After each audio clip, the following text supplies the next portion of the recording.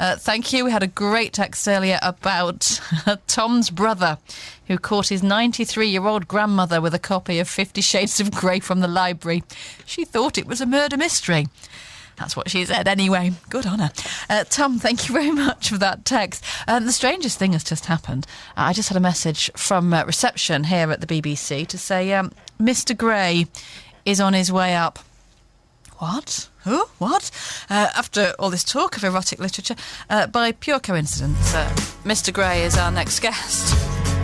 Talking about job interviews, not erotic literature at all. And you've probably heard the story of the young graduate who went to a job interview, and he'd done a lot of research, serious research into the company. It was Curry's, and he wanted a job there, and he put his suit on and went along to what he thought would be a serious interview, and he was left embarrassed, degraded and humiliated after he was asked to perform a dance in front of the panel. He found himself in his business suit doing robotic dance moves to Daft Punk. Well, how common is this, and how worried should you be if you've got a job interview coming up that you might have to dance? Simon Gray specialises in recruitment, cherry professional, and you interview people all the time, don't you, Simon? Yes, we do, and I'm thankful to say his experience is very, very unusual. Good. It's the first time I've heard of that actually happening in the real world, so poor guy, and he still didn't get the job. No, I know. He must be a rubbish dancer. That's what I can say. I can't see how the thing is, it was funny. It was a funny story, and it made us laugh. But it's awful, isn't it? Isn't that an awful thing to make somebody do? Absolutely. When it's irrelevant to the job in question? And reading the news story, he'd been looking for work since June. He's a graduate. It's tough for graduates at the moment. He'd done loads of preparation. They could have asked him lots of stuff. I mean, this guy was interested in technology. It boils down to not asking the right questions at interview, and why get somebody to do something stupid? I think everyone's gone X Factor mad, and we all think we're Simon Cowell, but poor guy. All the people who were on the panel were just being downright mean and having a laugh at someone else's expense, perhaps. I don't know, but it seems a very mean thing to do. You say it's uncommon, but I was on the radio on Saturday morning talking to somebody who went for an interview at Asda to work on their shop floor, and as part of that interview she was asked to think up a jingle and sing it in front of everybody. Because, of course, that's really relevant to stacking shelves in Asda. It's not, is it? It depends on the sector, doesn't it? If you were coming for an interview for the radio, yes, you might be asked to come up with a jingle. That's relevant. But all the stuff they could have asked this chap, why pick on that? And this guy's probably damaged now. The last thing he wants to do is go and get an interview. And I can't think it's helped Curry's recruitment campaign at all. No, and I think they did go back to him and say they'd look at the whole situation again. I think he told them where to stick it, to be honest. A bit too late, I think. I might do the same. But on the scale of things, what other experiences are people asked to go through? I mean, it might not be as daft as that, but many companies do use some sort of role play or icebreaker, don't they? Yeah. I think traditionally it's first round, second round interview, and that's either one-on-one, one-on-two. Take that a stage further, there's these panel based interviews where you're talking to 3 or 4 people, more difficult, more eye contact, more engagement needed, and then you've got the assessment centre at the other end. And from reading this story, they described this as an icebreaker because it was a group exercise. But if you remember the school disco, I don't know about you, but I was the chap standing in the corner and doing everything to avoid getting on the dance floor. So as I said, it's fairly uncommon. I also remember talking to a friend of mine who was asked to, they all had to get on all fours and crawl around the floor pretending to be animals. Right. Yeah. Okay. She was asked to be a lion. Not for a job in a zoo then, was it? No, it was an advertising agency in London. It was some hotshot job. Was it? Yeah. Was it? Can they ever work daft things like this?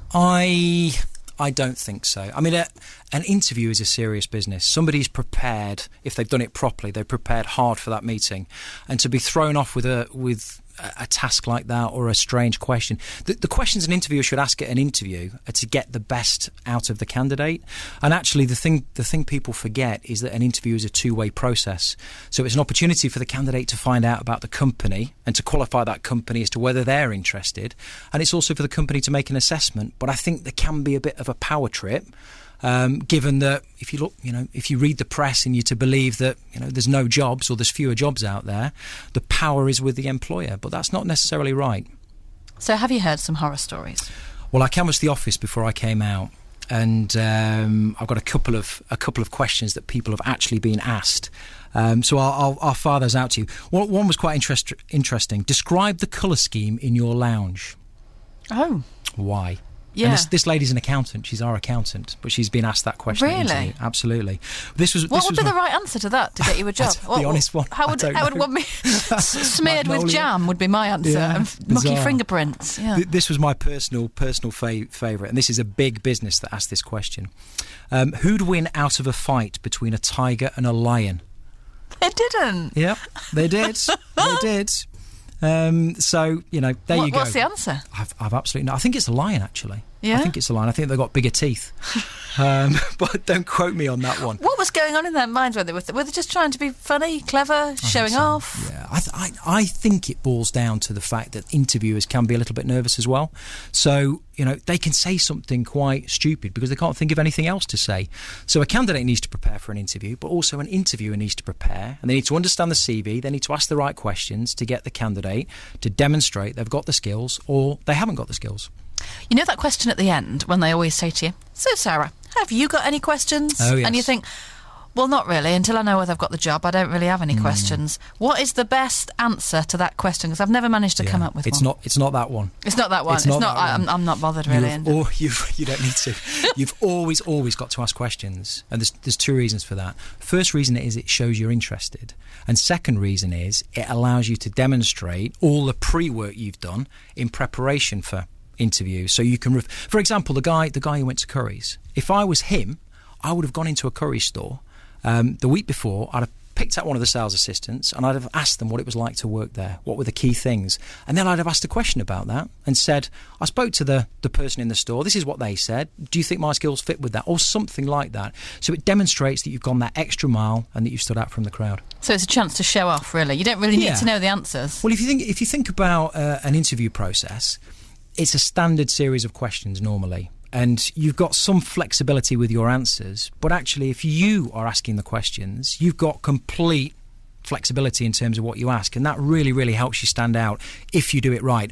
I call them knowledge-based questions. So you don't ask something stupid, for example, like what do curries do, or what would win in a fight between a lion and a tiger. Definitely not that one. You would ask something that demonstrates you've done some research and you want to know a little bit more, and that really, really works. Okay, I'll remember it. Okay. Thank you very much. Thank you very much. Simon Gray on BBC Radio Nottingham. Job interviews and the strange questions you've been asked. Has that ever happened to you?